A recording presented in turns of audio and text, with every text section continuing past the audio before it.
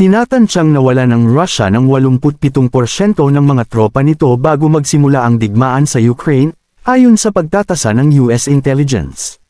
Nagsagawa ang Russia ng mga pagsasanay militar sa rehiyon ng Rostov malapit sa hangganan nito sa Ukraine. Ang mga tensyon sa pagitan ng dalawang bansa ay tumaas nitong mga nakaraang linggo, sa gitna ng mga ulat ng isang Russian troop buildup malapit sa hangganan na pumukaw ng pangamba sa posibleng pagsalakay. Ang mga paratang ay itinanggi ng Moscow at sinisi naman ang Ukraine para sa sarili nitong pagtatayo ng militar sa silangan ng bansa.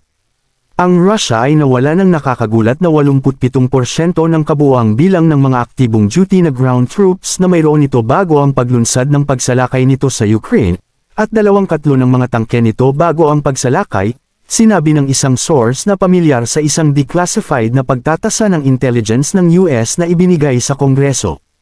Gayunpaman, sa kabila ng matinding pagkalugi ng mga sundalo at kagamitan, ang Pangulo ng Russia na si Vladimir Putin ay determinado na itulak ang digmaan habang papalapit ang anibersaryo nito sa unang bahagi ng susunod na taon, at ang mga opisyal ng US ay nagbabala na ang Ukraine ay nananatiling lubhang mahina. Ang isang lubos na inaasahang Ukrainian counter-offensive ay tumitigil sa taglagas, at ang mga opisyal ng US ay naniniwala na ang Kyiv ay malamang na hindi makagawa ng anumang malalaking tagumpay sa mga darating na buwan. Ang pagtatasa, na ipinadala sa Capitol Hills, ay dumating habang ang ilang mga Republicans ay tumanggi sa US na magbibigay ng karagdagang pondo para sa Ukraine, at ang Administrasyong Biden ay naglunsad ng isang full court press upang subukang makakuha ng karagdagang pondo sa pamamagitan ng Kongreso. Si Ukrainian President Volodymyr Zelensky ay nasa Washington, nakikipagpulong sa mga mambabatas ng US at Pangulong Joe Biden sa desperadong hangarin na makuha ang tulong militar, at ekonomiya na sinasabi niyang mahalaga sa kakayahan ng Ukraine na mapanatili ang paglaban sa Russia. Nagawa ng Russia na ipagpatuloy ang pagsisikap nito sa digmaan sa kabila ng matinding pagkalugi sa pamamagitan ng pag-relax sa mga pamantayan sa recruitment, at paggamit sa mga stockpile ng mga lumang kagamitan sa panahon ng Soviet. Gayunpaman, natuklasan ng pagtatasa na ang digmaan ay mahigpit na nag-address ng 15 taon ng pagsisikap ng Russia na gawing moderno ang puwersang panglupa nito.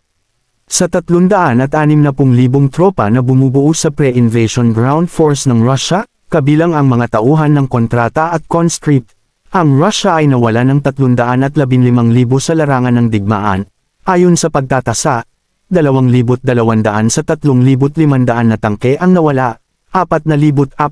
sa 13,600 infantry fighting vehicles at armored personnel carriers ay nawasak din, isang 32% loss rate.